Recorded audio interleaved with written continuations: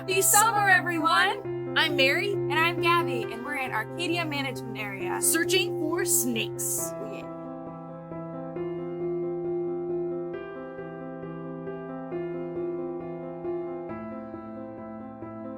We have 12 species of snakes that live in Rhode Island.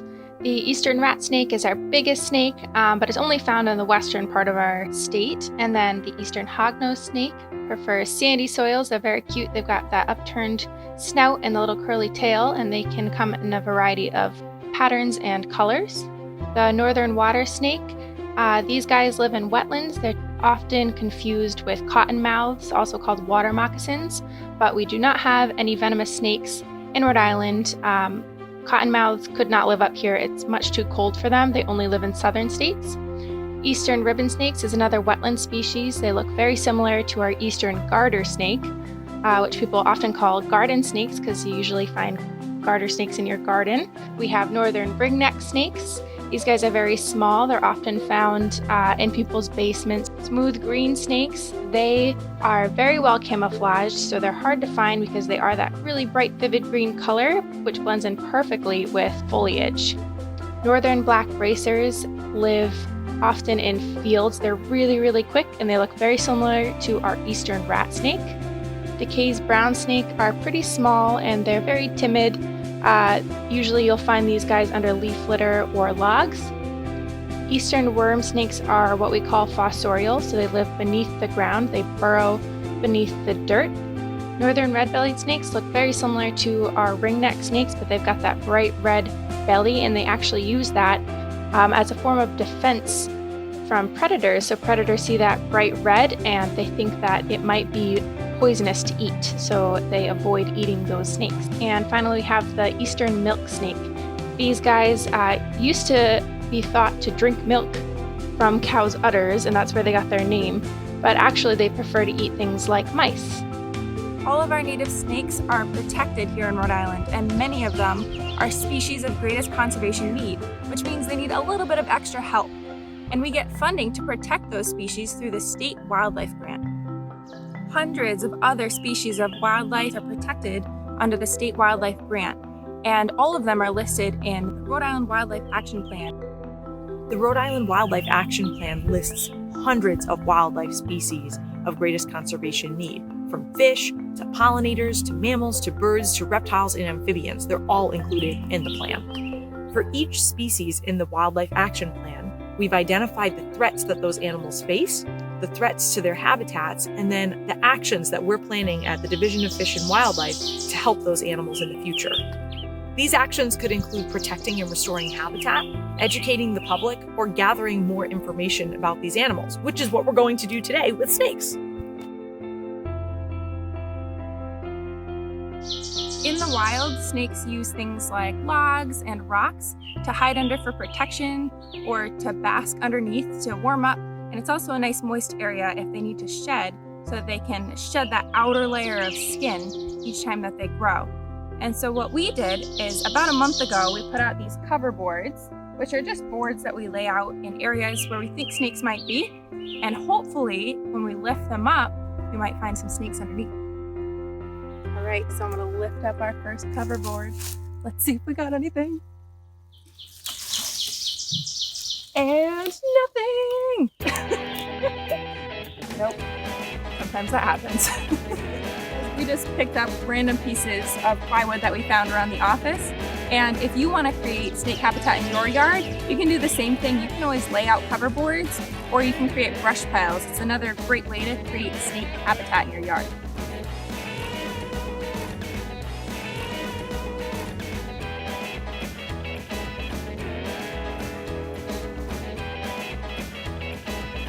Okay, Gabby's having some bad luck. Let me try. I'm not the best at catching snakes, so this could be interesting.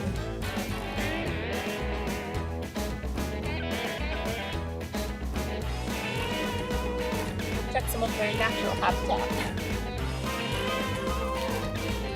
Nope, it says spiders and ants.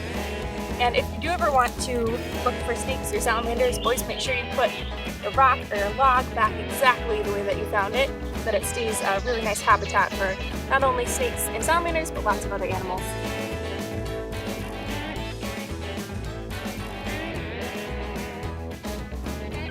ants. Lots of ants.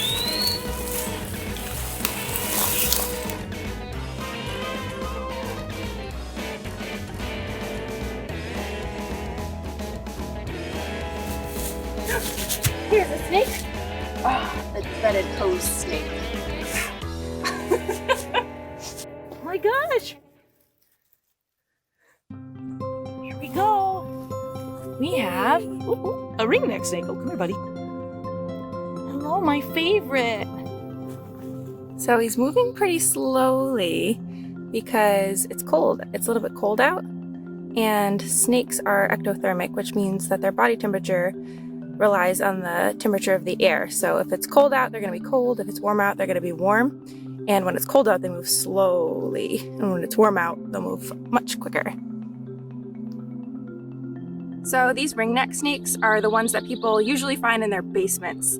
And that's because they really like to stay there during the wintertime. They'll overwinter in people's basements, but they are mostly nocturnal. And you can see this guy, he's got a little bit of his shed left on him right here. So he was shedding his skin. So we won't hold him for too long because he probably needs a little bit of rest. So I'm just looking closely at this snake and I see he's got these little bumps on him. And there is something called snake fungal disease that affects snakes, and they develop these skin lesions. So if you do ever find a snake and you're questioning whether it looks like it might have something wrong with it, you can always take a picture and send it to us at the Division of Fish and Wildlife, because we are concerned about disease in wildlife. This can be transferred between snakes, so we just want to always be on the lookout for anything that could affect our native snake populations. So you can see how absolutely calm this little snake is. And ringneck snakes, red-bellied snakes are smaller snakes. Like, this is about as big as this one's going to get. They're usually really, really chill. You know, they're not aggressive at all. But again, you know, snakes don't like to be held. So we want to make sure that, you know, our handling time is pretty quick. And we're going to let this little friend go. Go ahead. That beautiful orange belly. Super pretty little snake. Go ahead, friend.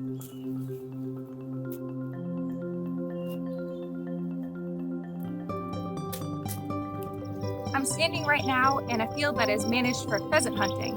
And although it is intended for hunting purposes, it also benefits lots of snake species because snakes also use field habitat.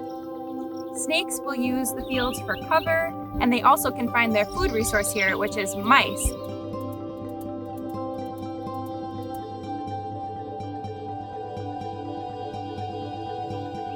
Hey, Gabby? Gabby, where'd you go? Mary, look! I got a black racer. Okay. So, got a black racer here. These guys are super cool. They're one of our largest snakes that we have in Rhode Island, and they're not venomous, just like all of our native snakes. And although they are very defensive, we don't say aggressive because they don't attack for no reason. If you do go to pick one up, they are going to defend themselves by trying to bite you, which is fair enough. If someone picked me up when I was lounging in the sun, I'd also be pretty upset. These guys look really similar to our native rat snakes, eastern rat snake. You can tell the difference just by looking at their scales. So although they're both black, these guys have really smooth scales, whereas our eastern rat snakes would have little bumps on them. They're called keeled scales. And then their heads on racers have this fierce demeanor, that big eyebrow, and rat snakes just look plain goofy. So snakes are really important for a number of reasons, but one of the biggest ones is that they do help control pests. And by helping control pests, they help reduce the spread of disease.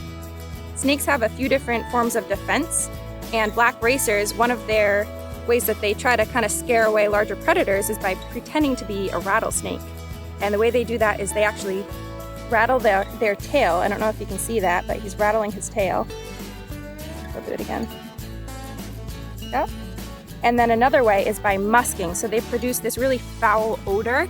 And I have it on me right now because he wasn't happy, so he musked on me and it stinks. So they won't necessarily strike, but they might musk on you, and they might do that tail rattle kind of form of defense. There are a lot of ways that you can help snakes. So I mentioned before making brush piles in your yard. Before you mow the lawn, just take a walk around to make sure there are no snakes there and just kind of scare them away if there are. Don't use pesticides because a lot of snakes rely on our native insects.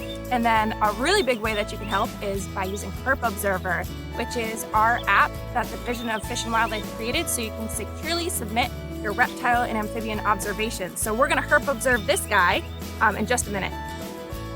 All right, so we're gonna let this guy go. I think we've held him long enough. He's been very calm and very sweet. Go ahead. And that's why they're called racers. So right now we're standing in a young forest, and you can see around me there's a lot of little small trees that are growing really closely together. And this is the characteristic look of a young forest, very messy, very tight together, which provides great cover for wildlife. The cool thing about this particular young forest that we're standing in is that it was created as part of a habitat restoration program for 2 species of greatest conservation need that are listed on our Wildlife Action Plan. They are the New England cottontail and the American woodcock. Let's take a quick walk and see if we can find any snakes hiding in our young forest. In particular, we're looking for hognose snakes, which like sandy soils, they like a lot of cover, they like a dry habitat. So we'll see what we can find.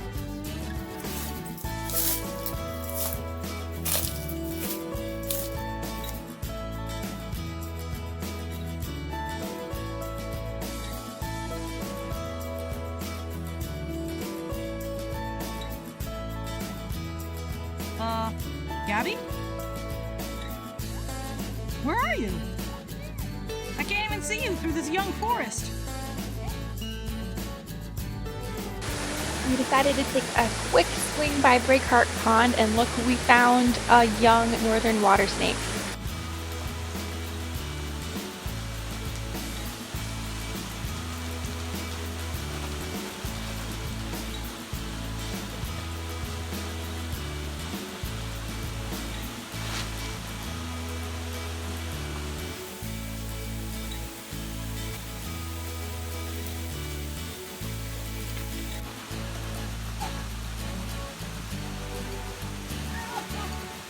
So we just found a northern water snake, and he is a big guy.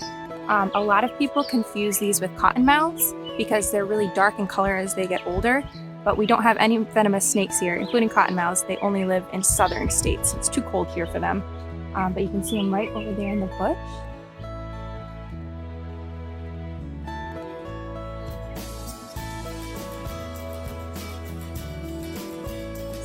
Younger northern water snakes have a reddish pattern on them, but as they grow older, that pattern starts to disappear, and you can see there are kind of remnants of that pattern. He was too fast anyway. I can't sit up. Oh, There he goes. Snakes face many challenges. Just like much of our native wildlife, fragmentation is a huge threat to them. When they're trying to move from one habitat to another, a lot of times they have to cross roads, and that can be dangerous for them. They also will bask on roads to warm up, and if a car comes along, then they may not be able to move away quick enough. One of the biggest threats to our native snake species is persecution. So you may have heard the expression, the only good snake is a dead snake, but we know that's not true. They're actually very beneficial.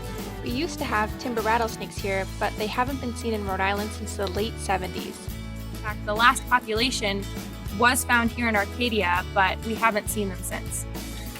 So we surveyed 4 different types of habitat, a mature forest, a young forest, a field, a wetland, and we found 3 different species of snakes. It's pretty awesome. And it's pretty good for just a couple of hours because snakes are very secretive animals. They're very shy. Exactly, and even that northern water snake, I couldn't even catch him because he just wanted to get away from me.